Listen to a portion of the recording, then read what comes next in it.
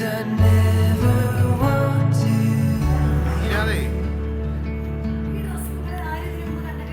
Just stay here.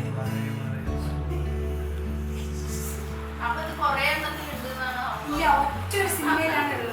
ചേച്ചി already കണ്ടതുകൊണ്ട് ചേച്ചി പറയുന്നത്. വേറെയോ അല്ല. വാറല്ല പോ ലവ് ആണ് വാറല്ല. Wait, എന്നാ ഞാൻ ഒരു scene ചെയ്ത് കാണിക്കാം. അപ്പോൾ നിങ്ങൾക്ക് മനസ്സിലാവും. ആരാ പറഞ്ഞേ? ഹോ, നിങ്ങൾക്ക് മാത്രമേ അറിയാവൂ. ഏതാ ഇത് നമ്മളിങ്ങനെ പിടിക്കും. ഇതിങ്ങനെ എന്റെ മോനെ കണ്ണിങ്ങനെ പോകുന്നത് കണ്ടിട്ടില്ലേ?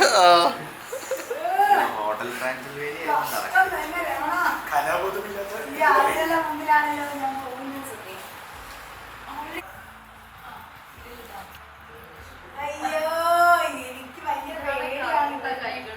ചിരിക്കണ്ടത് അതിരാ ചിരിക്കണ്ടേ?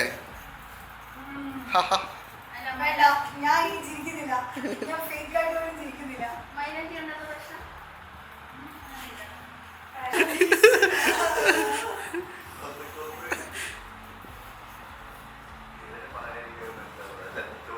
എന്നാ പറഞ്ഞു അതെന്താ സംഭവം? ഇത് കണ്ടിട്ട് മനസ്സിലായില്ല. ഇത് നോക്ക്, ബാക്കിലുള്ള സാധനം നോക്ക്. ഇത് കണ്ടിട്ട് മനസ്സിലായില്ല. ഞങ്ങള് മറന്നുപോയി. ബേസിലനോട് ചോദിച്ചോക്കേ, ആള് ബുദ്ധിജീവിയാണല്ലോ. കണ്ടിട്ടുണ്ട്. Yes, എവിടെ തീരെ വാടകയ്ക്ക് എടുത്താണോ? സെലക്ഷൻ അല്ല, അത് ഞാൻ കഴിപ്പിക്കാൻ കൂടുതൽ കഴിപ്പിച്ച്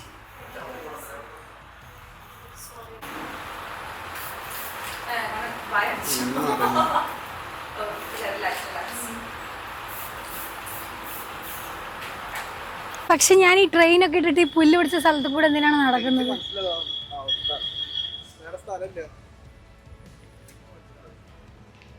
ഓക്കെ,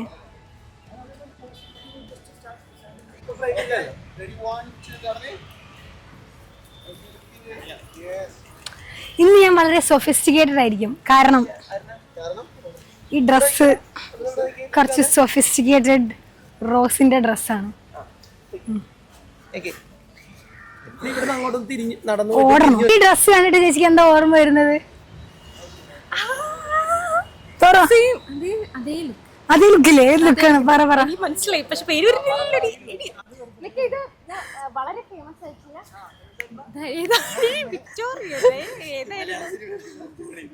പക്ഷെ എനിക്കറിയാം. നിങ്ങൾ എല്ലാരും കണ്ട സിനിമയാണ്.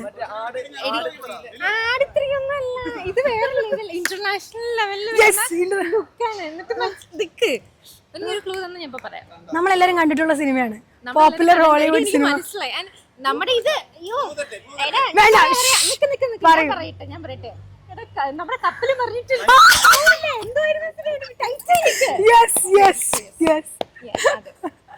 എന്റെ ഭഗവാനെ, അതേ ലുക്കാണ്. പക്ഷെ ഒരു നെക്ലസ് ശരിക്കും ആലോചിച്ച് നമ്മളൊരു സിനിമയിൽ ഇത് കണ്ടിട്ടുണ്ട്. ഏത് സിനിമയാണ്? മാസ്ക് ഓർമ്മയുണ്ടോ? ക്ലൂ ആലോചിക്ക്. ഇത് എവിടെയെങ്കിലും നേരത്തെ കണ്ടിട്ടുണ്ടോ? എവിടെയാണ് പറ. ഇത് കണ്ടിട്ടുണ്ട്. നിങ്ങൾ കണ്ടിട്ടുണ്ട് ഈ ഡ്രസ്സ്. ഒരു കപ്പലുമായി ബന്ധപ്പെട്ട സിനിമയിൽ ഇതുണ്ട്. ഉടുപ്പ് എവിടെയെങ്കിലും കണ്ടത് ഓർമ്മയുണ്ടാ? ഓർമ്മയില്ലേ? നിങ്ങൾ എല്ലാരും കണ്ട ഒരു സിനിമയിൽ ഇതേ ഉടുപ്പുണ്ട്.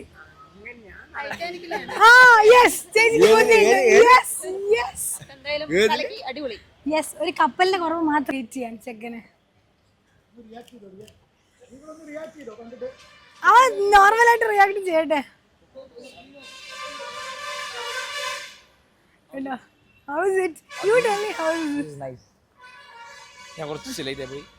കുറച്ചധികം കണ്ടു. കണ്ടുവരണം പോയി കണ്ടിട്ടോ പോ.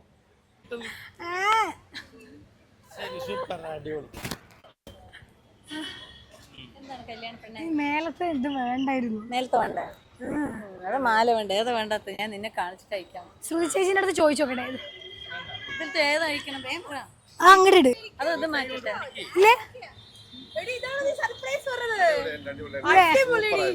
ഒരു ചൈൽഡ്ഹുഡ് ഡ്രീം. അതിനല്ലേ ഇവനുള്ളത്. എനിക്ക് ഇങ്ങനെ ഒരു വിരൽ പിടിച്ചൂടെ ഇതില്? പറ്റില്ല, അവൻ പിടിക്കില്ല.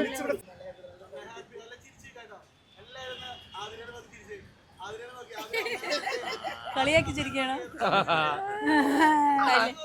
കല്യാണം കഴിക്കില്ല പറഞ്ഞാൽ കഴിച്ചേ. കൂയ്, കൂയ്, കൂയ്. ഇനി അച്ഛനെ നോക്കി ചിരിക്കുക. അച്ഛന് പിന്നെ ക്രീം. ഇതെന്താണ്? എന്റെ പ്രിയപ്പെട്ട താൻ തോന്നി ആതിരക്കുട്ടി. ഓ, എന്തൊരു ഇൻട്രസ്റ്റ് ഇത് ഷൂട്ട് ചെയ്യാൻ നിങ്ങൾക്ക്. ഫ്രണ്ടിലിട്ടാ ആൽബത്തിൽ.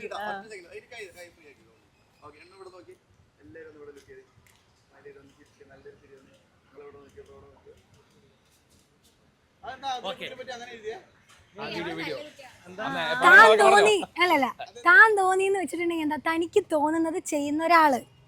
പിന്നെ തോന്നാത്ത കാര്യം ആരെങ്കിലും ചെയ്യോ? ഇല്ല, അത്രേ ഉള്ളൂ. അതെ, എക്സാക്ട്ലി. ഞാൻ പറയണ്ടല്ലോ. ഞാൻ പറഞ്ഞ അതേ അഭിപ്രായം തന്നെയാണ് അമ്മയ്ക്കും ഉള്ളത്. ഞാൻ പറയുന്നത് പകുതി കാര്യങ്ങളും അനുസരിക്കാത്തൊരു കുട്ടി. സ്വയം പകുതിയിൽ കൂടുതൽ. ഞാൻ എനിക്ക് ആഗ്രഹിക്കുന്ന കാര്യങ്ങൾ അമ്മ പറയുന്നില്ല, അതാണ് പ്രശ്നം. Okay.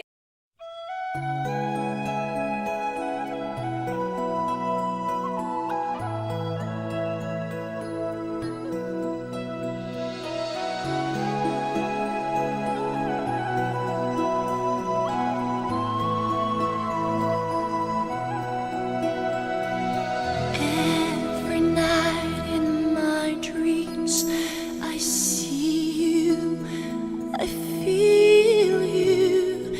That is how I know you. Go on.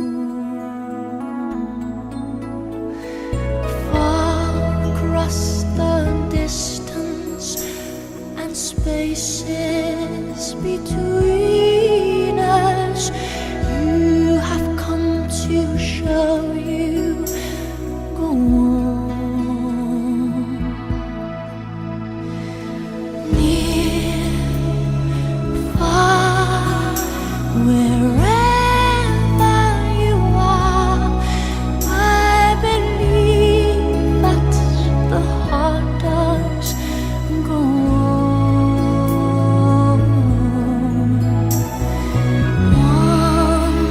Once more, you open the door, and you're here in my heart, and my heart will go on and on.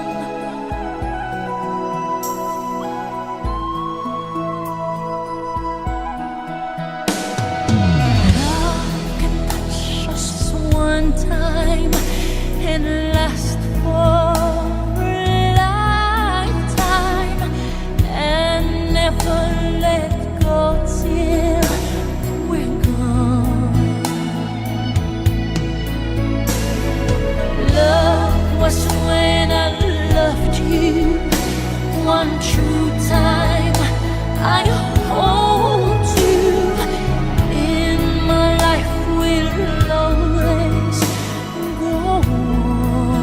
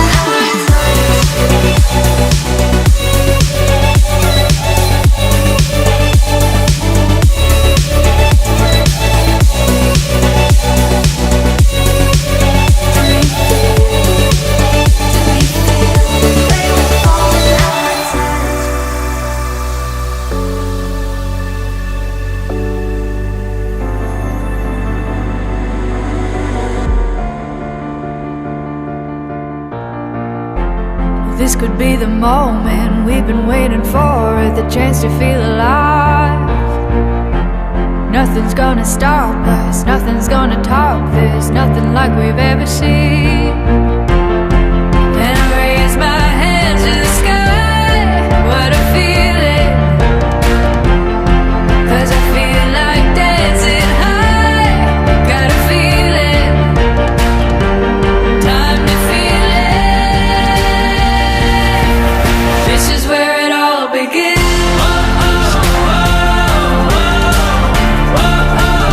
This is where it all begins. This is where it all begins.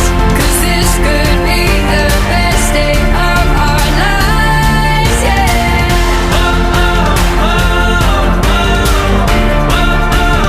This is where it all begins.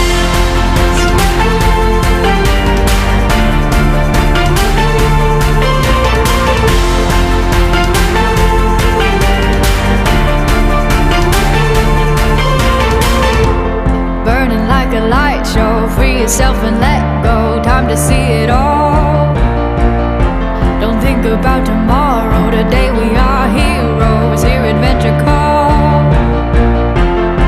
There are whole new worlds to see, I keep running, and my feet keep lifting me, like I'm flying, time to see it. This is where it all begins. This is where it all begins. This is where it all begins. 'Cause this could be the best day of our lives, yeah.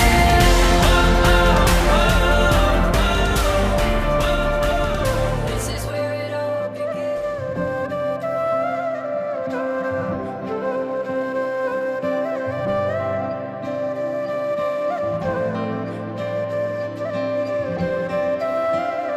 कोई लफ्ज ही नहीं इस दुनिया में कर दे जो ये बयां, तू क्या है मेरे लिए। मैंने मांगा था रब से बस एक ही सितारा, बदले में दे दिया मुझको तारों से भरा उसने आसमां ये सारा। ओ सजना मैं तेरा तू मेरी हो गईया, ओ सजना मैं तेरा तू मेरी हो गईया। मारी कोयल बैठी टोटले मैं दीना रंग लई, परदेश उड़ी जाए रे सोने। कोयल बैठी टोटले मैं दीना रंग लई, परदेश उड़ी जाए रे।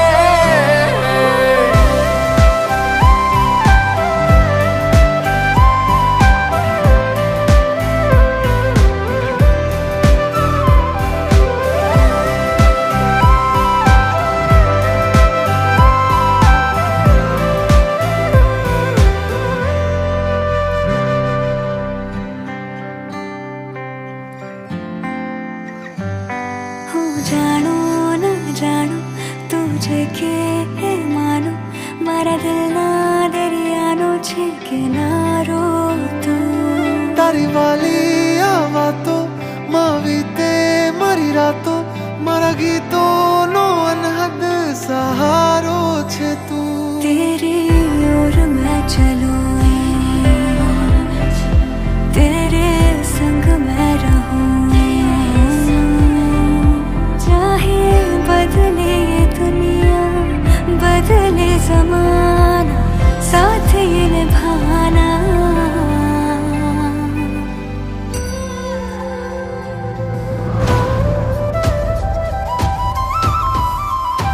ओ सजना मैं तेरा तू मेरी हो गईया ओ सजना तू मेरा मैं तेरी हो गई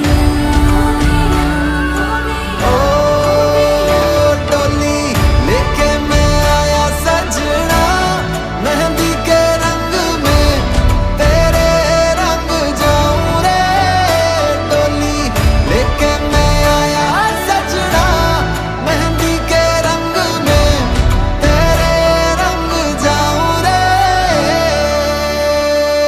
ആതിരക്കുട്ടിയെക്കുറിച്ചുള്ള അഭിപ്രായം പറയൂ. ആതിരക്കുട്ടിയെക്കുറിച്ചുള്ള അഭിപ്രായം പറഞ്ഞാൽ ആതിര ഈക്വൽ ടു സ്നേഹം.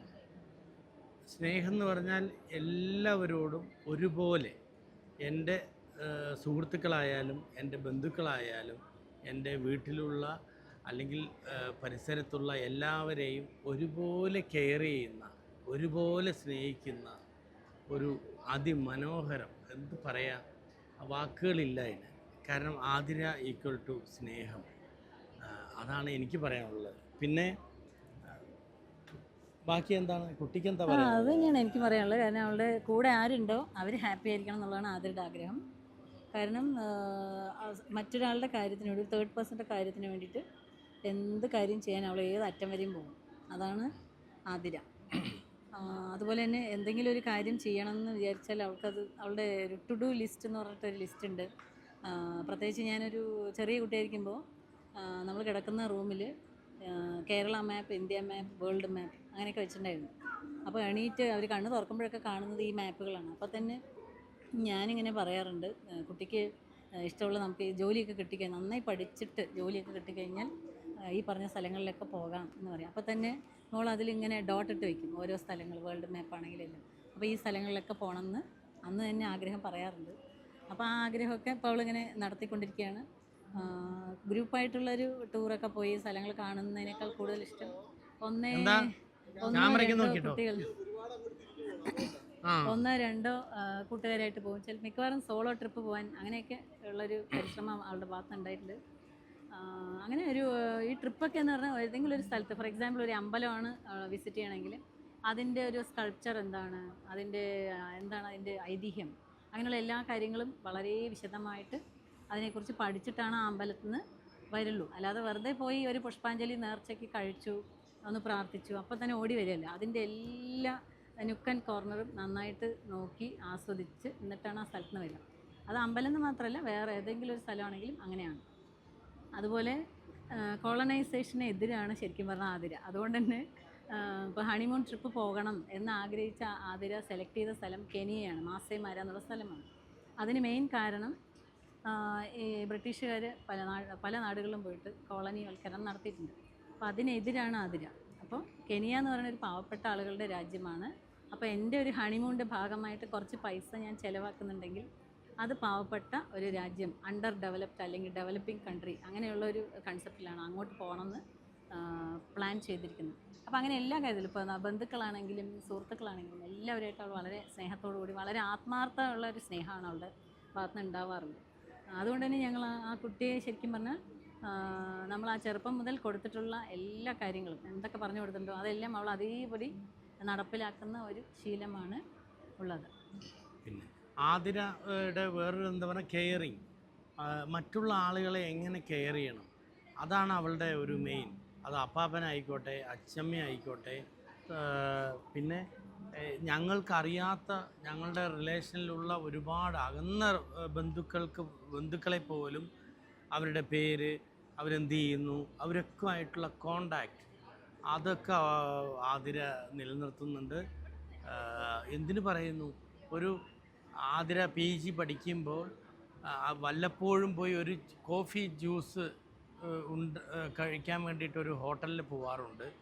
ആ ജ്യൂസ് മേക്കർ അല്ലെങ്കിൽ ആ കോഫി ഉണ്ടാക്കി കൊടുക്കുന്ന പയ്യൻ ചെന്നൈയിൽ നിന്ന് കല്യാണത്തിന് പോലും വന്നു.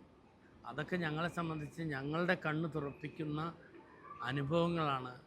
അവൾ ഇത്രമാത്രം ആളുകളെ സ്നേഹിക്കുന്നു എന്നുള്ളതിൻ്റെ തെളിവ് തന്നെയാണത്. അതിൻ്റെ ഒപ്പം തന്നെ ഡൽഹിയിൽ നിന്നായാലും മധ്യപ്രദേശിൽ നിന്നായാലും ബാക്കി കേരളത്തിൽ നിന്ന് വെളിയിൽ നിന്ന് ഒരുപാട് പണിപ്പെട്ട് ഒരുപാട് ത്യാഗങ്ങൾ അനുഭവിച്ചിട്ട് റിസർവേഷൻ കിട്ടാതെയും കിട്ടിയിട്ടും ഫ്ലൈറ്റിലും അല്ലാതെയൊക്കെ ആയിട്ട് പലരും കുറേ ദിവസങ്ങൾ മുമ്പ് തന്നെ ഞങ്ങളുടെ വീട്ടിൽ വന്നു ചേർന്നു. അതൊക്കെ ഞങ്ങളെ സംബന്ധിച്ച് വലിയൊരു അനുഭവമാണ്. വലിയൊരു ഞങ്ങൾക്കൊക്കെ അതൊരു വലിയൊരു അതുപോലെ കല്യാണത്തിന് ഇപ്പോൾ വെസ്റ്റേൺ മീൻസ് വിദേശത്തൊക്കെ താമസിക്കുന്ന ഒരുപാട് ബന്ധുക്കളും ഫ്രണ്ട്സൊക്കെ ഉണ്ട്. അവരെല്ലാവരും ആതിരയുടെ കല്യാണത്തിന് വരാതിരിക്കാൻ കഴിയില്ല എന്ന ഒരു നിർബന്ധം കൊണ്ട് എത്ര ബുദ്ധിമുട്ടിയിട്ടാണെങ്കിലും എത്ര രൂപ ചിലവാക്കിയിട്ടാണെങ്കിലും അവർ അവിടെ നിന്ന് കല്യാണത്തിന് അറ്റൻഡ് ചെയ്യാനായിട്ട് വന്നിട്ടുണ്ട്. ഇപ്പോൾ എൻ്റെ റിലേറ്റീവ്സിൽ ഒരു കുട്ടിക്ക് മാത്രം ഈ ദിവസങ്ങളിൽ പരീക്ഷ നടക്കുന്നതുകൊണ്ട് ആ കുട്ടിക്ക് വരാൻ പറ്റിയില്ല. ബാക്കി എല്ലാവരും ഇതിനു മുമ്പ് ഒരുപാട് കല്യാണങ്ങൾ നടന്നിട്ടുണ്ട് എൻ്റെ വീട്ടിൽ. പക്ഷേ ആ കല്യാണത്തിനൊന്നും വരാതെ ഇരുന്ന ഒരുപാട് നമ്മുടെ ബന്ധുക്കളുണ്ട്.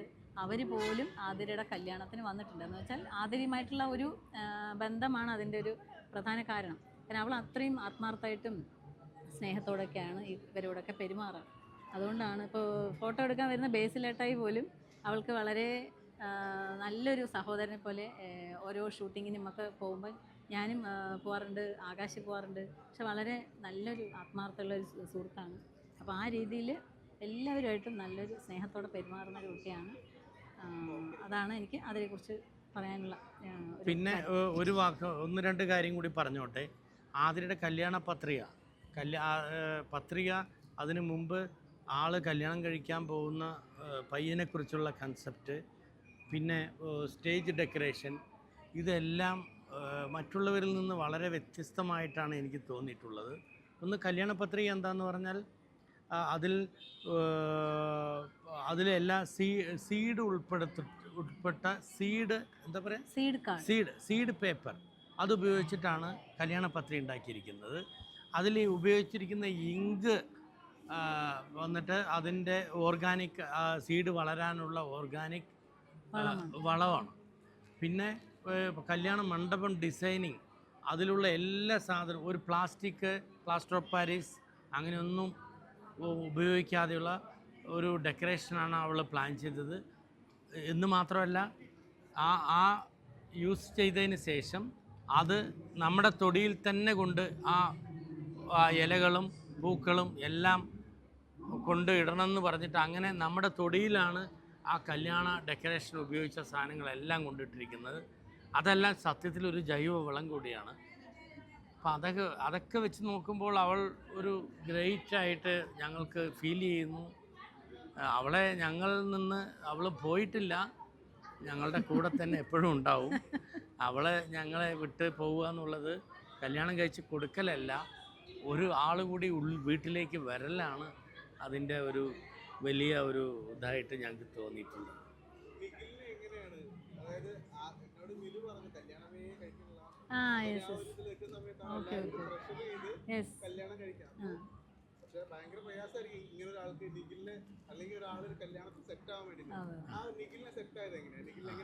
കല്യാണം കഴിക്കാൻ താല്പര്യമില്ല എന്നുള്ള മട്ടിലായിരുന്നു കഴിഞ്ഞ കുറച്ച് വർഷങ്ങളായിട്ട്. എന്ന് വെച്ചാൽ അവൾ PG കഴിഞ്ഞു. അപ്പോൾ തന്നെ ഞാൻ പറഞ്ഞു PhD ചെയ്യൂ, കാരണം പിന്നീട് കുറച്ച് വർഷം കഴിയുമ്പോൾ എന്തായാലും കല്യാണം നോക്കുമല്ലോ. അപ്പോൾ കഴിഞ്ഞ് കഴിഞ്ഞാൽ പിന്നെ നമുക്ക് പഠിക്കുക എന്നുള്ളത് ബുദ്ധിമുട്ടായിരിക്കും. അതുകൊണ്ട് തന്നെ ഇപ്പോൾ കണ്ടിന്യൂസ് ആയിട്ട് ആ PG കഴിഞ്ഞ ഉടനെ PhD ചെയ്യൂ പറഞ്ഞാണ്. പക്ഷേ അവൾ പറഞ്ഞു എനിക്ക് ജോലിക്ക് പോകണം, 2 വർഷം ഞാൻ ജോലി ചെയ്യട്ടെ, എന്നിട്ട് എനിക്ക് കുറച്ച് പൈസയൊക്കെ ഉണ്ടാക്കിയിട്ട് ഇങ്ങനെ കറങ്ങണം, ഓരോ ട്രിപ്പൊക്കെ പോകണം, അവൾക്ക് ഇഷ്ടമുള്ള സ്ഥലങ്ങളൊക്കെ കാണണം, എപ്പോഴെപ്പോഴും അച്ഛനും അമ്മയുടെ പൈസ ചോദിക്കണം ശരിയല്ലല്ലോ എന്ന് പറഞ്ഞാൽ ജോലിക്ക് പോകണമെന്നൊരു ആഗ്രഹം അവൾ പറഞ്ഞു. ഓക്കെ, എന്നാൽ പിന്നെ നിൻ്റെ ഇഷ്ടം, ജോലിക്ക് പോകാം. പക്ഷേ 1 കൊല്ലം അല്ലെങ്കിൽ 2 കൊല്ലം ജോലി ചെയ്തതിന് ശേഷം വീണ്ടും PhD ചെയ്യണം എന്നാണ് പറഞ്ഞിട്ടുള്ളത്. അപ്പോൾ അതിനവളിപ്പോൾ റെഡിയാണ്. അപ്പോൾ അതിനിടയ്ക്കാണ് കല്യാണം കഴിക്കില്ല പറഞ്ഞു. ഞങ്ങൾക്കതൊരു ചെറിയൊരു വിഷമം തന്നെയാണ്, ചെറുതല്ല, ഒരു വലിയ വിഷമം തന്നെയായിരുന്നു. കാരണം അച്ഛനും അമ്മയൊക്കെ പ്രായമാകുമ്പം ശരിക്കും പറഞ്ഞാൽ കുട്ടികൾ ഇങ്ങനെ ഒരു ഫാമിലിയായിട്ട് സെറ്റിൽ ആവണമല്ലോ.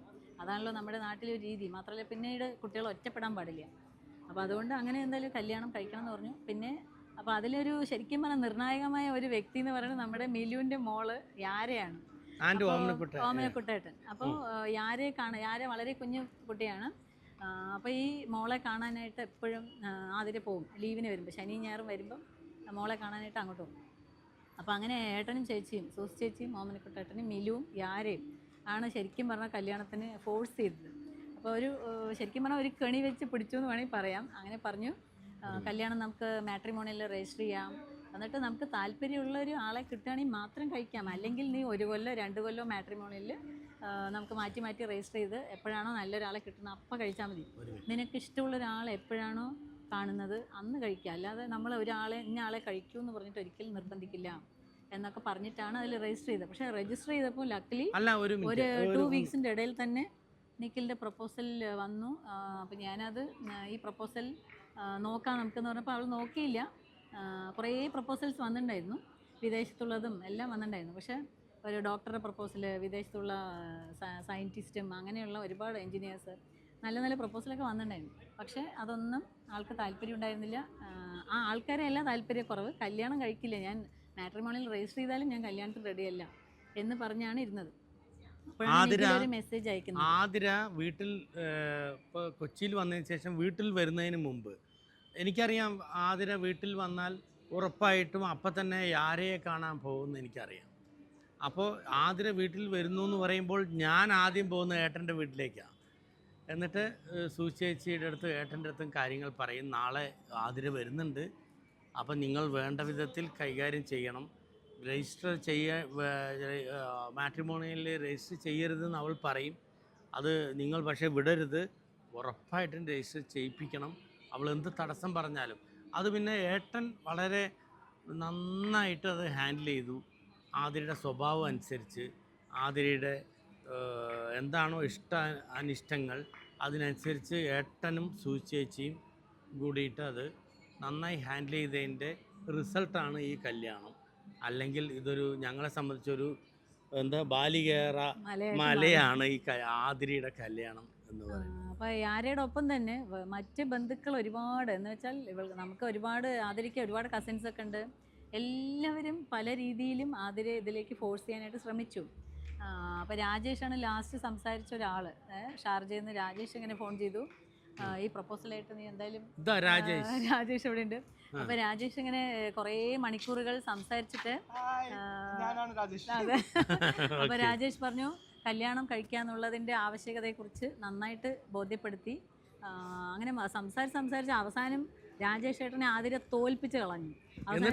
അവസാനം രാജേഷ് പറഞ്ഞ ഡയലോഗാണ്,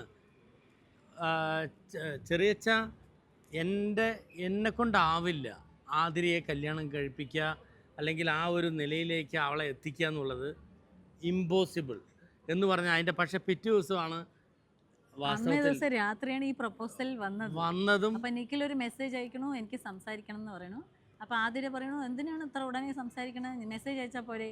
അപ്പോൾ നിഖിൽ പറഞ്ഞു, അല്ല എനിക്ക് സംസാരിച്ചാലാണ് പറ്റുക എന്ന് പറഞ്ഞു, അല്ലെങ്കിൽ അതൊരു ശരിയാവില്ല കമ്മ്യൂണിക്കേഷൻ എന്ന് പറഞ്ഞു. അങ്ങനെയാണ് പിന്നെ ആതിര സംസാരിച്ച് തുടങ്ങിയപ്പം ഞാനിത് അറിയുന്നില്ല, നിഖിലുമായിട്ട് സംസാരിക്കാൻ തുടങ്ങിയ കാര്യം അറിഞ്ഞ് ഞാൻ ഉറങ്ങിപ്പോയി. അത് കഴിഞ്ഞൊരു അടുത്ത ദിവസം രാത്രി ഒരു 11 മണിക്കാണ് ഈ സംസാരം തുടങ്ങിയത്. അടുത്ത ദിവസം രാവിലെ 3:45 ആയപ്പോൾ ഞാൻ എന്തായാലും ലൈറ്റ് ഓഫ് ചെയ്തിട്ടില്ല എന്ന് പറഞ്ഞ് നോക്കാൻ വരുമ്പോഴാണ് ഈ കുട്ടി സംസാരിച്ചുകൊണ്ടിരിക്കണം. അപ്പോൾ ഞാൻ പ്രതീക്ഷിച്ചില്ല നിഖിലുമായിട്ടാണ് സംസാരിക്കണമെന്ന് എനിക്ക് അറിയില്ലായിരുന്നു. ഞാൻ വിചാരിച്ചു കൂട്ടുകാരികളായ ഋതു, ഹിമാൻഷി ഇവരെയൊക്കെ ആയിട്ട് സംസാരിക്കാറുണ്ട്, ആ കുട്ടികളായിട്ട് സംസാരിക്കാമെന്ന് വെച്ചിട്ട് ഞാൻ പറഞ്ഞു, എന്താ ഇത്രയും സമയം ഇങ്ങനെ വർത്താനം പറഞ്ഞുകൊണ്ടിരിക്കണേ എന്ന് പറഞ്ഞു. അപ്പോഴാണ് പറഞ്ഞു, അമ്മയല്ലേ പറഞ്ഞു ഈ ചെറുക്കൻ്റെ അടുത്ത് സംസാരിക്കാൻ എന്ന് പറഞ്ഞു. ഞാനിപ്പോൾ ഏത് ചെറുക്കൻ ചോദിച്ചപ്പോഴാണ് നിഖിൽ എന്ന് പറഞ്ഞിട്ട് അമ്മ പറഞ്ഞില്ലേ ആ കുട്ടിയാണ് ഇത്. അപ്പം ഞാൻ ഞെട്ടിപ്പോയി, നിഖിലുമായിട്ട് ഇത്രയും മണിക്കൂർ എന്ത് സംസാരിക്കണം, ആദ്യമായിട്ടല്ലേ ഇന്ന് സംസാരിക്കാൻ തുടങ്ങിയത് എന്ന് പറഞ്ഞു. അപ്പോൾ പറഞ്ഞു, എനിക്ക് ഈ കുട്ടി ഓക്കെ ആവുമെന്ന് തോന്നണു, എന്തായാലും ഞാൻ സംസാരിച്ച് നോക്കട്ടെ എന്ന് പറഞ്ഞിട്ടാണ് നിഖിലുമായിട്ട് സംസാരിക്കുന്നത്. പിന്നെ നിഖിൽ ആ ആർമിയിലെ ഒരു മേജർ റാങ്കിലുള്ള കുട്ടിയാണ്, വളരെ ചെറുപ്പത്തിൽ തന്നെ മേജറായിട്ടുള്ള റാങ്ക്. ഞാനൊരു ആർമി ബാക്ക്ഗ്രൗണ്ട് ആയതുകൊണ്ട് എനിക്കറിയാം അതിൻ്റെ കാര്യങ്ങൾ. കഠിനമായ ട്രെയിനിങ്, നമ്മളൊന്നും ഉദ്ദേശിക്കുന്നതിൻ്റെ അപ്പുറത്താണ് ആ ട്രെയിനിങ്ങിലൂടെ കടന്നു വന്ന കുട്ടിയാണ് നിഖിൽ. അതുകൊണ്ട് ഏത് പ്രതിസന്ധിയെയും വളരെ ഈസി ആയിട്ട് ഹാൻഡിൽ ചെയ്യാനുള്ള ആ ഒരു മാനസിക പക്വത, അതിനുള്ള ട്രെയിനിങ് കൃത്യമായി കിട്ടിയിട്ടുള്ള ആളാണ്. എനിക്ക് മേജർ നിഖിൽ ആണ് സംസാരിച്ചത് എന്ന് കേട്ടപ്പോൾ തന്നെ ഞാൻ വേറെ ഒന്നും ആലോചിക്കേണ്ട കാര്യമില്ല, ദ ബെസ്റ്റാണ് നമുക്ക് കിട്ടിയിട്ടുള്ള ആൾ നിഖിൽ. ഓക്കെ, ഇനിയൊന്നുമില്ലല്ലോ.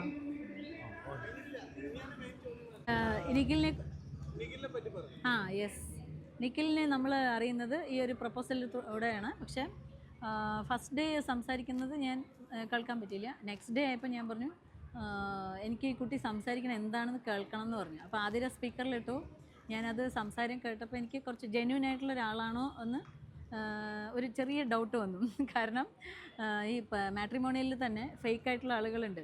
അപ്പോൾ അവർ വെറുതെ ഈ പെൺകുട്ടികളായിട്ട് ഇങ്ങനെ വർത്താനൊക്കെ പറഞ്ഞ് കുറച്ച് ദിവസം കഴിയുമ്പോൾ ബൈ ബൈ എന്ന് പറഞ്ഞിട്ട് അവർ പോകും. അപ്പോൾ അങ്ങനെയുള്ള ഒരാളാണോ എന്നൊരു ഡൗട്ടൊക്കെ വന്നു. പിന്നെയാണ് ശരി ഞാൻ പറഞ്ഞു ഓക്കെ നിഖിലിൻ്റെ പാരൻസിൻ്റെ അടുത്ത് വിളിക്കാൻ പറയൂ, സംസാരിക്കട്ടെ എന്ന് പറഞ്ഞു. അങ്ങനെ നിഖിലിൻ്റെ അച്ഛൻ ബാലേട്ടനെയും നിഖിലിൻ്റെ അമ്മ എന്നെയും വിളിച്ച് സംസാരിച്ചു. അപ്പോഴാണ് ഞങ്ങൾക്ക് ശരി ഇത് ജെന്യൂൻ ആയിട്ടുള്ളൊരു വ്യക്തിയാണെന്ന് മനസ്സിലായത്. പിന്നെ നിഖിൽ വളരെ നല്ലൊരു വ്യക്തിയായിട്ടാണ് എനിക്ക് തോന്നിയത്. കാരണം ആൾ ആദ്യമൊക്കെ പറഞ്ഞിട്ടുണ്ടായിരുന്ന ഒരു കാര്യം എനിക്ക് എപ്പോഴും സ്ട്രൈക്ക് ചെയ്യുന്നത്, എല്ലാവരും ഹാപ്പി ആയിരിക്കണം. ഏത് കാര്യം തീരുമാനിക്കുമ്പോഴും അതാണ് അതിൻ്റെ ഒരു ലക്ഷ്യം. ആ ഹാപ്പിനെസ്സിന് വേണ്ടിയാണ് നമ്മൾ ഓരോ കാര്യങ്ങൾ ചെയ്യണം. അപ്പോൾ നമ്മൾ നന്നായി ഡ്രസ്സ് ചെയ്യണോ, അല്ലെങ്കിൽ ഒരു സ്ഥലത്ത് ടൂർ പോകണോ, നല്ല ഭക്ഷണം കഴിക്കണം, അതെല്ലാം അതിൻ്റെ അൾട്ടിമേറ്റ് എയിം നമുക്ക് ഒരു ഹാപ്പി ആയിട്ട് ഇരിക്കുക എന്നുള്ളതാണ്. അപ്പോൾ നല്ലൊരു പെൺകുട്ടിയെ കല്യാണം കഴിക്കുക എന്ന് പറയുന്നത് അവരുടെ ലൈഫിൽ ഹാപ്പി ആയിട്ട് ഇരിക്കണം എന്നുള്ളൊരു ഉദ്ദേശം തന്നെയാണ്. അപ്പോൾ വളരെ നല്ലൊരു ജെന്യുവൻ ജെൻറ്റിൽ മാനാണ് നിഖിൽ എന്നാണ് ഞങ്ങൾക്ക് തോന്നിയിട്ടുള്ളത്. പിന്നെ നിഖിലിനെ കുറിച്ച് എനിക്കൊന്ന് പറയാനുള്ളത് എന്താ പറഞ്ഞാൽ, ഇന്നേ വരെ ഞങ്ങൾ കുറേ മണിക്കൂറുകൾ സംസാരിച്ചിട്ടുണ്ട്. അപ്പോൾ ഒരു തവണ പോലും ഒരു നെഗറ്റീവ് ആറ്റിറ്റ്യൂഡിലുള്ള ഒരു ടോക്ക് നിഖിലിൻ്റെ ഭാഗത്തു നിന്ന് ഉണ്ടായിട്ടില്ല. എപ്പോഴും പോസിറ്റീവ്. ആ സംസാരിക്കുമ്പോൾ തന്നെ നമുക്കൊരു നല്ലൊരു എനർജി കിട്ടുന്ന ഒരു കുട്ടിയാണ് നിഖിൽ. ഞാൻ ശരിക്കും പറഞ്ഞാൽ എൻ്റെ മോളാണ് ആതിര എന്നുള്ളതുകൊണ്ട് കൂടുതൽ അവളായിട്ട് അടുക്കേണ്ട ഒരു സാഹചര്യം എപ്പോഴും ഉണ്ടാവുമല്ലോ. അപ്പോൾ പല കാര്യങ്ങളിലും ചെറിയൊരു അഭിപ്രായ വ്യത്യാസങ്ങളൊക്കെ വരാറുണ്ട്. അത് കഴിഞ്ഞിട്ട് ഞങ്ങൾ തമ്മിൽ ചെറിയൊരു തർക്കമൊക്കെ ആയിട്ട് അങ്ങനെ ഇരിക്കുമ്പോൾ നിഖിൽ വിളിച്ചിട്ട് സംസാരിക്കുമ്പോൾ ശരിക്കും പറഞ്ഞാൽ എൻ്റെ ആ മൂഡ് ഓഫ് ഒക്കെ മാറിക്കിട്ടും. അത്രയും നല്ല പോസിറ്റീവായിട്ടാണ് നിഖിൽ സംസാരിക്കാറ്.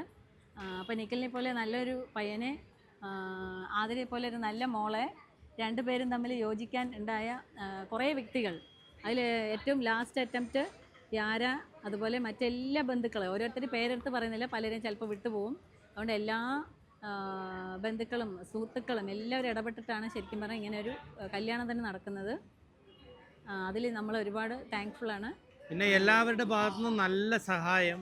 പിന്നെ ആതിരയെക്കുറിച്ചുള്ള അഭിപ്രായം എൻ്റെ വലിയേട്ടനായാലും പറയും, ഇത്രയും സ്ട്രെയിറ്റ് ഫോർവേഡായിട്ടുള്ളൊരു കുട്ടി ഞാൻ കണ്ടിട്ടേ ഇല്ല എന്ന് പറയുക മാത്രമല്ല, ആതിരയെക്കുറിച്ച് ഓർക്കുന്നത് പോലും വലിയേട്ടന് വലിയ സന്തോഷമാണ്, വലിയ അഭിമാനമാണ്. വലിയേട്ടൻ ഇന്ന് കല്യാണം ഇന്നലെ കഴിഞ്ഞെങ്കിലും ഇന്ന് വലിയേട്ടൻ ആതിരയെക്കുറിച്ച് ഓർത്ത് സംസാരിച്ച് കണ്ണുനീരൊഴുക്കുന്നത് ഞാൻ കണ്ടു. അതൊരു വലിയൊരു അനുഭവമായിട്ട് എനിക്കും തോന്നി. അതുപോലെ തന്നെ അവളുടെ സുഹൃത്തുക്കൾ വളരെ സിൻസിയറായിട്ട്, ആ കുട്ടികൾ കുറേ ദിവസം മുമ്പ് തന്നെ വീട്ടിൽ വന്നു. അവളുടെ കല്യാണം വളരെ ആർഭാടമാക്കണം, ഒരുപാട് കളർഫുള്ളാക്കണം, മനോഹരമാക്കണം എന്നൊക്കെ പറഞ്ഞ് അവർ അതിനുവേണ്ടി ഒരുപാട് ഹാർഡ് വർക്ക് ചെയ്തിട്ടുണ്ട്. ആതിരയുടെയും ആകാശിൻ്റെയും സുഹൃത്തുക്കൾ അതിനുവേണ്ടി ദിവസങ്ങളോളം കഷ്ടപ്പെട്ടിട്ടുണ്ട്. അതുപോലെ ഹൽദിയുടെ ഡ്രസ്സ് ഹിമാൻഷി, ഇതുപോലെ റിസപ്ഷൻ്റെ ഡ്രസ്സ് ഋത്തുവാണ് നിർമ്മിച്ചത്. വളരെ മനോഹരമായ ആ രണ്ട് ഡ്രസ്സും തയ്യാറാക്കി ആതിരയുടെ കല്യാണം, അതുപോലെ ഹൽദി, ദെൻ റിസപ്ഷൻ, ഇതിനെല്ലാം അവർ കൂടെ ഉണ്ടായിരുന്നു. അതിൻ്റെ ഭാഗമായിട്ടുള്ള ഡാൻസ് കളിക്കാനും അവർ നന്നായിട്ട് എൻജോയ്മെൻറ്റ്, അതായത് നന്നായിട്ടൊരു എന്താ പറയുക, കളർഫുള്ളാക്കാനും എല്ലാവർക്കും നല്ലൊരു ഇഷ്ടപ്പെടുന്ന ഒരു ഈവൻ്റ് ആക്കിയിട്ട് ആ മാരേജിന് മാറ്റാനായിട്ട് ഈ പറഞ്ഞ സുഹൃത്തുക്കളെല്ലാവരും, ഞാൻ പേരെടുത്ത് പറയുന്നില്ല, 2 പേരുടെ പേര് പറഞ്ഞിട്ടുള്ളൂ, ബാക്കി ഒരുപാട് സുഹൃത്തുക്കളുണ്ട്.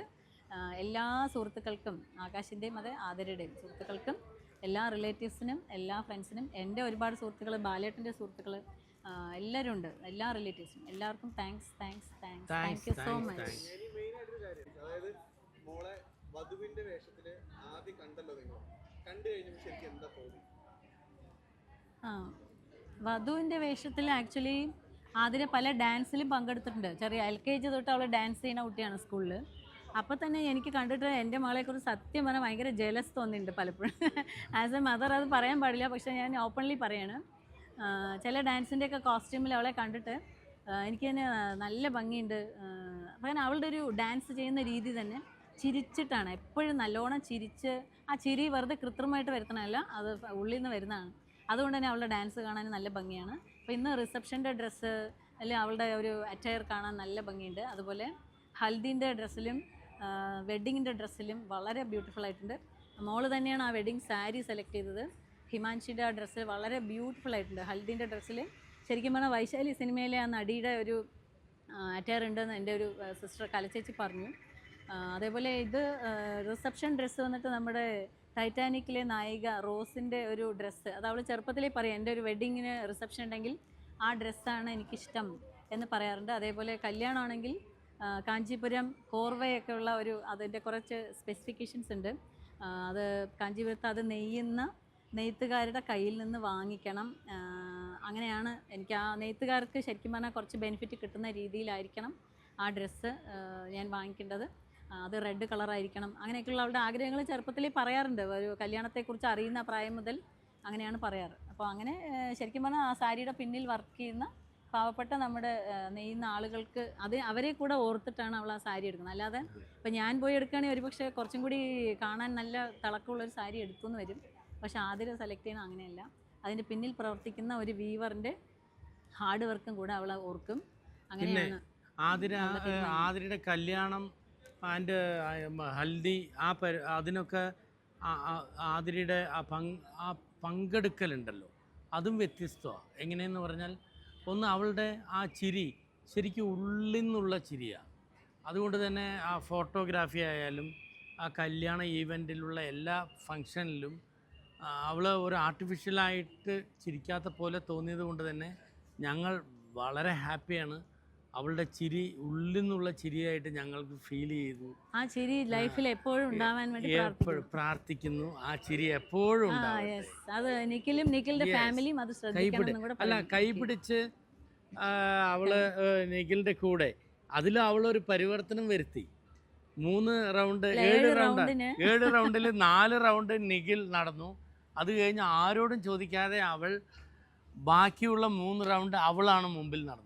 അല്ലെ 3 റൗണ്ട് ആതിരയും 4 റൗണ്ട് നിഖിലിനെ അവള് ബാക്കിൽ നിന്ന് അവളാണ് പ്രിൻസ്. എപ്പോഴും നിഖിൽ ലീഡ് ചെയ്യുന്നത് ഓക്കെ, അതിൻ്റെ കൂടെ ഞാനും ലീഡ് ചെയ്യാൻ എനിക്കും പറ്റും എന്ന് കാണിക്കാൻ വേണ്ടിയാണ് അങ്ങനെ ചെയ്യുന്നത്. അതൊക്കെ വളരെ സ്പോണ്ടേനിയസ് ആയിട്ട് ചെയ്യുന്ന കാര്യങ്ങളാണ്, അല്ല പ്രീ പ്ലാൻഡ് അല്ല. ഓക്കെ, അപ്പൊ വേറെ എന്താ ഇനിയിപ്പോ എന്താ വേറെ ഒന്നുമില്ലല്ലോ. 2 പേർ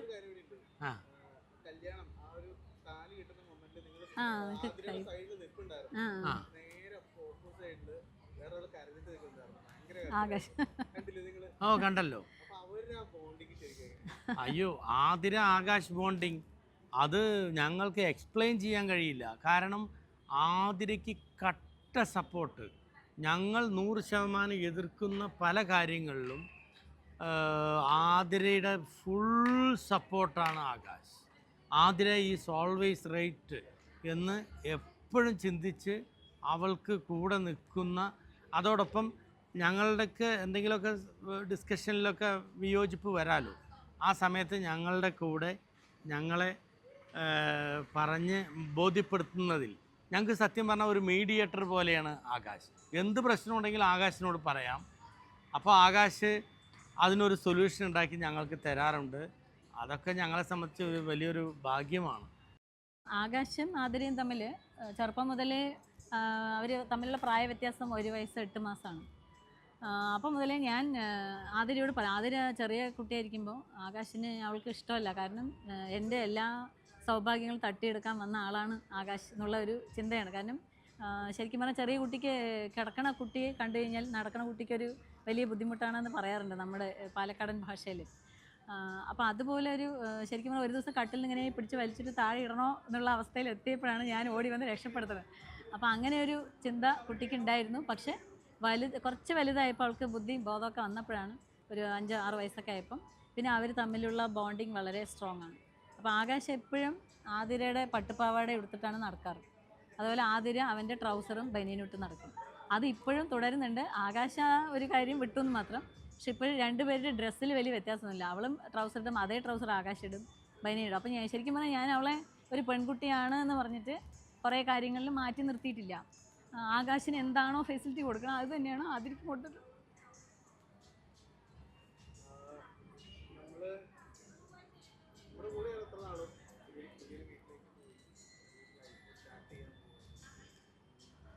അത് എന്തെന്ന് പറഞ്ഞാൽ ആതിര ഞങ്ങളുടെ കൂടെ ഇപ്പോഴും ആണ്, നാളെയും ആയിരിക്കും. ആതിര ഞങ്ങളെ വിട്ടുപോയതായിട്ട് എനിക്ക് ഊഹിക്കാൻ പോലും കഴിയുന്നില്ല. എപ്പോഴും എൻ്റെ വീട്ടിലെ വാതിൽ, എൻ്റെ വീട്ടിലെ ഗേറ്റ് എവറി ടൈം എത്ര വർഷങ്ങളോളം എപ്പോൾ വേണമെങ്കിലും ഇങ്ങനെ തുറന്നിട്ടിരിക്കും. ഒരു പ്രശ്നവുമില്ല. അവൾ പോയതായിട്ട് ഞങ്ങൾക്ക് തോന്നുന്നേയില്ല. അപ്പോൾ ആൺകുട്ടിയാണെങ്കിലും പെൺകുട്ടിയാണെങ്കിലും അവർക്ക് രണ്ടുപേർക്കും കൊടുത്തിട്ടുള്ള അഡ്വൈസും ഓപ്പർച്യൂണിറ്റീസ് ഒന്നാണ്. അല്ലാതെ പെൺകുട്ടിയാണെന്ന് വെച്ചിട്ട് അവൾക്ക് പ്രത്യേകിച്ച് ഒരു എന്താ പറയുക, നീ ഇത് ചെയ്യരുത് അങ്ങനെയൊക്കെ ഒരുപാടൊന്നും ഞാൻ അവളോട് പറഞ്ഞിട്ടില്ല. കാരണം ഞാനും അങ്ങനെയാണ്, ആ ജെൻഡർ ഡിസ്ക്രിമിനേഷൻ വേണ്ട എന്നുള്ളത് തന്നെയാണ് എൻ്റെയും ഒരു ചിന്ത. അത് ശരിക്കും പറഞ്ഞാൽ ഞാൻ ഒരു 60% അങ്ങനെ ചിന്തിക്കണമെങ്കിൽ മോൾ അതൊരു 100% ആക്കിയിട്ടാണ് അവൾ ചിന്തിക്കുന്നത്. അതുകൊണ്ട് തന്നെ ഇപ്പോൾ വീട്ടിലിരുന്ന ഡ്രസ്സാണെങ്കിലും പുറത്തിരുന്ന ഡ്രസ്സാണെങ്കിലും ഒരു ആൺകുട്ടിക്ക് ഏതൊക്കെ ഡ്രസ്സ് ഇടാനുള്ള ഒരു ഫ്രീഡം ഉണ്ട്, ആ ഫ്രീഡം പെൺകുട്ടികൾക്കുണ്ട് എന്ന് ചിന്തിക്കുന്ന ഒരു വ്യക്തിയായിട്ട് അവൾ അതിലൂടെ മാറിപ്പോയി. അതിലൊരു വലിയ തെറ്റായിട്ട് എനിക്ക് കാണാറില്ല. പക്ഷെ നമ്മുടെ സൊസൈറ്റിയിൽ കുറച്ച് മാറാനുണ്ട്. അതിപ്പോൾ കുറേ വർഷങ്ങളായിട്ട് അത് മാറിക്കൊണ്ടിരിക്കുന്നുണ്ട്. അപ്പോൾ ആ ഒരു ഡ്രസ്സിങ്ങിൻ്റെ കോൺസെപ്റ്റും അല്ലെങ്കിൽ തനിച്ച് യാത്ര ചെയ്യാം, അതിലൊക്കെ ഒരുപാട് റിസ്ക് ഉണ്ട്, അതില്ല എന്ന് പറയുന്നില്ല. പക്ഷെ ആ റിസ്ക് എല്ലാം ഒരിക്കലും എനിക്ക് അങ്ങനെ ഒരു പ്രശ്നം വരില്ല അമ്മേ, ഞാൻ അങ്ങനെയാണ് ചിന്തിക്കുക. അപ്പോൾ എൻ്റെ അടുത്ത് ഒരു ആൺകുട്ടി മോശമായിട്ട് പെരുമാറില്ല, കാരണം ഞാൻ അങ്ങനെയാണ് അവരോട് പെരുമാറുക, അങ്ങനെയാണ് ചിന്തിക്കുന്നതൊക്കെ പറഞ്ഞാൽ അവൾ എന്നെ സമാധാനിപ്പിക്കാറുണ്ട്. അല്ല, ആതിര പറയാറുണ്ട്, ഞാൻ എൻ്റെ ലൈഫിൽ ഞാൻ ഒറ്റയ്ക്ക് ഒരുപാട് യാത്ര ചെയ്തിട്ടുണ്ട്, ഇന്നേ വരെ എന്നെ നോക്കി ഒരു ബാഡ് ഇൻറ്റൻഷനിൽ എന്നെ ഒരു വ്യക്തി പോലും നോക്കിയിട്ടില്ല എന്ന് അവൾ വളരെ ആത്മധൈര്യത്തോടു കൂടിയിട്ട് അവൾ ഞങ്ങളോട് എപ്പോഴും പറയാറുണ്ട്. പോരെ, ഇത്രയൊക്കെ. വിഷയം ഓക്കെ. അപ്പോൾ ഇനിയുള്ള ലൈഫ് എന്ന് പറയുമ്പോൾ കുറച്ച് നമുക്ക് ലൈഫിൻ്റെ ഒരു ടേണിംഗ് പോയിൻ്റാണ് മാരേജ് എന്ന് പറയുന്നത്. പല പല ടേണിംഗ് പോയിൻറ്റ്സ് ഉണ്ട്. ഇപ്പോൾ കുട്ടികളെ സംബന്ധിച്ചുള്ള 10th സ്റ്റാൻഡേർഡ് എന്ന് പറയുന്നത് ഒരു ടേണിംഗ് പോയിൻ്റാണ്. +2 പറയുമ്പോൾ വേറൊരു ടേണിംഗ് പോയിൻറ്റ്. അത് കഴിഞ്ഞിട്ട് ഒരു ഗ്രാജുവേഷൻ, പിന്നെ അത് കഴിഞ്ഞാൽ ഒരു ജോലി അല്ലെങ്കിൽ PhD ചെയ്യുക, ഹയർ സ്റ്റഡീസിന് പോവുക, അതെല്ലാം ഒരു ടേണിംഗ് പോയിൻ്റാണ്. പിന്നെ ജോലിക്ക് പോകുക എന്നുള്ളത് മറ്റൊരു ടേണിംഗ് പോയിൻറ്റ്. അത് കഴിഞ്ഞാൽ പിന്നെ നമ്മുടെ സൊസൈറ്റിയിലുള്ള കൺവെൻഷനൽ ആയിട്ടുള്ള ഒരു ട്രഡീഷനാണ് കല്യാണം എന്ന് പറയുന്നത്. ആ കല്യാണം മറ്റൊരു ഒരു ടേണിംഗ് പോയിൻ്റ് തന്നെയാണ്. അപ്പം ശരിക്കും പറഞ്ഞാൽ കല്യാണം എന്ന് പറഞ്ഞാൽ ഷെയറിങ് ആൻഡ് ഗിവിങ്, അല്ലെങ്കിൽ എന്താ പറയുക, നമ്മൾ കുറേ കാര്യങ്ങൾ പരസ്പരം മനസ്സിലാക്കി പെരുമാറുക, നല്ല സ്നേഹത്തോടു കൂടി വിശ്വാസത്തോടു കൂടി ജീവിക്കുക, അതാണ് ഏറ്റവും പ്രധാനം. പരസ്പരം ആ വിശ്വാസം നഷ്ടപ്പെടുത്താതെ സ്നേഹത്തോടെ ജീവിക്കാൻ കഴിയട്ടെ. അതിൻ്റെ പിന്നിൽ മറ്റു കാര്യങ്ങൾ ഒരു അവർ രണ്ടുപേരല്ലാത്ത മറ്റൊരാൾ അവരുടെ ഫ്രീഡത്തിലോ അല്ലെങ്കിൽ മറ്റൊരു കാര്യത്തിലോ കൂടുതലായി ഇടപെട്ട് അവരുടെ ഇടയിൽ ഒരു പ്രശ്നം ഉണ്ടാവാതിരിക്കട്ടെ എന്ന് വിഷ് ചെയ്യുന്നു. പിന്നെ രണ്ടുപേർക്കും അവരുടെ ആഗ്രഹം പറയാറുള്ളത് ഇങ്ങനെയാണ്, 120 വയസ്സ് വരെ ദീർഘസുമംഗലിയായി ദീർഘായുസോടുകൂടി സമാധാനം, സന്തോഷവും ഐശ്വര്യവും നിറഞ്ഞിട്ടുള്ള നല്ലൊരു ഭാവി ജീവിതം അവർക്ക് ഉണ്ടാവട്ടെ എന്ന് ആശംസിക്കുന്നു. എന്തായാലും രണ്ടുപേരും വളരെ സ്നേഹത്തോടു കൂടി കഴിയാൻ ഇരിക്കട്ടെ. അതേപോലെ കല്യാണം എന്ന് പറയുന്നത് 2 വ്യക്തികൾ മാത്രമല്ല, 2 കുടുംബങ്ങളും കൂടിയിട്ടാണ്. കുടുംബങ്ങളും അതുപോലെ തന്നെ വളരെ സ്നേഹത്തോടു കൂടി ഇരിക്കാനുള്ള സാഹചര്യം ഉണ്ടാവട്ടെ എന്നും കൂടെ ആശംസിക്കുന്നു.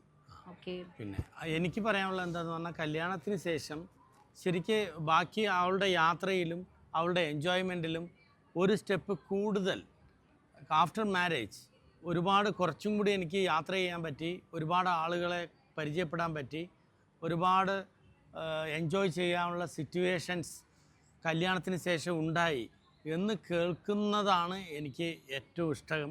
അപ്പോൾ അത് ഇവരുടെ ലൈഫിൽ ഉണ്ടാവുമെന്നാണ് എൻ്റെ പ്രതീക്ഷ. അവരുടെ ഇപ്പോൾ എങ്ങനെയാണോ ലൈഫ്, അതിൻ്റെ ആ എൻജോയ്മെൻ്റ് ഇപ്പോൾ എങ്ങനെയാണോ അതിനേക്കാളും കുറച്ചും കൂടി മികവുറ്റ എൻജോയ്മെൻറ്റിൽ അവർ ജീവിക്കാൻ അവർക്ക് ഈശ്വരൻ അനുവദിക്കട്ടെ, അവർക്ക് അതിനുള്ള സാഹചര്യം ഒരുക്കി കിട്ടട്ടെ എന്നാണ് എനിക്ക് പറയാനുള്ളത്. എല്ലാവർക്കും എല്ലാവിധ ആശംസകളും ആതിരയ്ക്ക് നേരുന്നു, ആൻഡ് നിഖിലിനും നേരുന്നു. ഓക്കെ. ശരിക്കും പറഞ്ഞാൽ നിഖിൽ പരിചയപ്പെടുന്നതിന് മുൻപ് ആതിര എവിടെയെങ്കിലും യാത്ര ചെയ്യുമ്പോൾ ഞാൻ എപ്പോഴെപ്പോഴും വിളിക്കും, എവിടെ എത്തി, അവിടെ ഇറങ്ങിയോ, നീ എവിടെ താമസിക്കുന്നത്, റൂമിൽ തനിച്ചാണോ, അടുത്തുള്ള റൂമിൽ ആരൊക്കെയാണ്, അങ്ങനെയൊക്കെ ചോദിക്കും. പിന്നെ ആ ഹോട്ടലിൻ്റെ ഫ്രണ്ടിൽ നിന്നിട്ട് ഒരു സെൽഫി എടുത്തിട്ട് അയക്കൂ, ഹോട്ടലിൻ്റെ പേരും അഡ്രസ്സൊക്കെ കാണട്ടെ, അങ്ങനെ ഞാൻ ഇടയ്ക്കിടയ്ക്ക് വിളിച്ചുകൊണ്ടിരിക്കും. പക്ഷെ അവൾ നിഖിലിനെ പരിചയപ്പെട്ടതിന് ശേഷം ലക്ഷദ്വീപിലേക്ക് ഒരു ട്രിപ്പ് പോയി. അതിൽ ഫസ്റ്റ് ഡേയും ലാസ്റ്റ് ഡേയും ആതിര അവിടെ തനിച്ചായിരുന്നു. പക്ഷെ ഞാൻ വിളിച്ചിട്ടേ ഇല്ല, അധികം വിളിച്ചവളെ ഡിസ്റ്റർബ് ചെയ്തിട്ടില്ല. കാരണം നിഖിൽ എപ്പോഴും കോണ്ടാക്റ്റിലുണ്ട്. അവിടെ വരുന്ന ചെറിയ ചെറിയ ഒരു പ്രോബ്ലംസൊക്കെ നിഖിൽ തന്നെ സോൾവ് ചെയ്യുന്നുണ്ടായിരുന്നു. അപ്പോൾ ആ ഒരു നിഖിലിൻ്റെ അപ്രോച്ചൊക്കെ കണ്ടപ്പോൾ തന്നെ ശരിക്കും പറഞ്ഞാൽ നിഖിലിനോടുള്ള റെസ്പെക്റ്റും സ്നേഹവും കൂടി എന്നാണ് പറയാം. കാരണം നിഖിലായിട്ട് പരിചയപ്പെട്ടതിന് ശേഷം പിന്നെ ഞങ്ങൾക്ക് അങ്ങനെ ഒരുപാട് ആതിരയുടെ കാര്യത്തിൽ വറി ചെയ്യേണ്ടി വന്നിട്ടില്ല. സോ അതുകൊണ്ട് വി ട്രസ്റ്റ് നിഖിൽ. ഓക്കെ.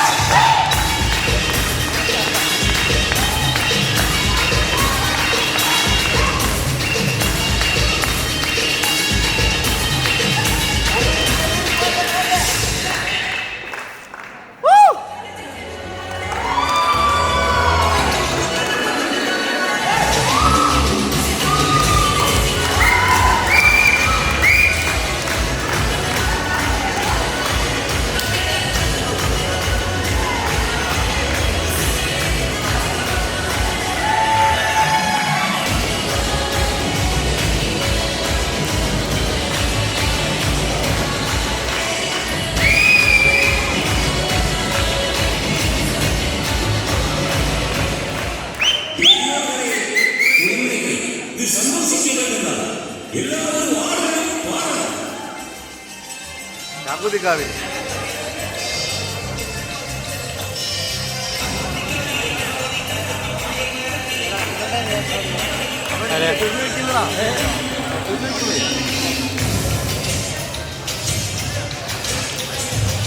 കുറച്ച് വൈഡ് വന്നാൽ മതി.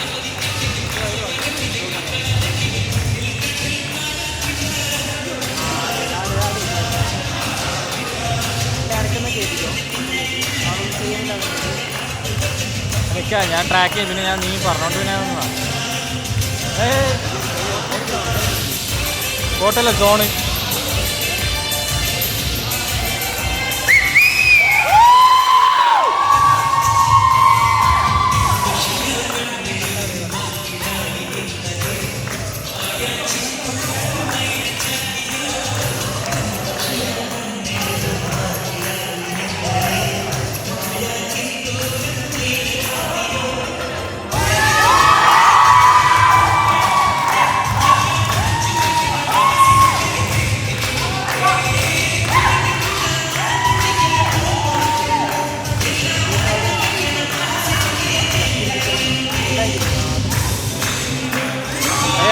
ട്രാക്ക് ഭയങ്കര ഡാൻസ് ആകുമ്പോഴേ ഓരോരുത്തർ വരുമ്പോൾ ഫോക്കസ് അതിന് പിന്നാലെ പോകും.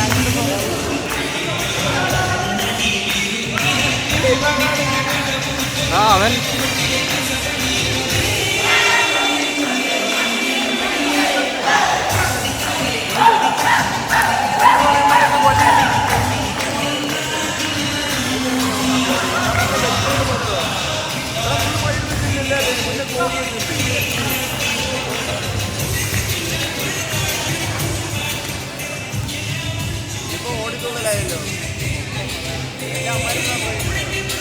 കുറച്ചിറങ്ങിയ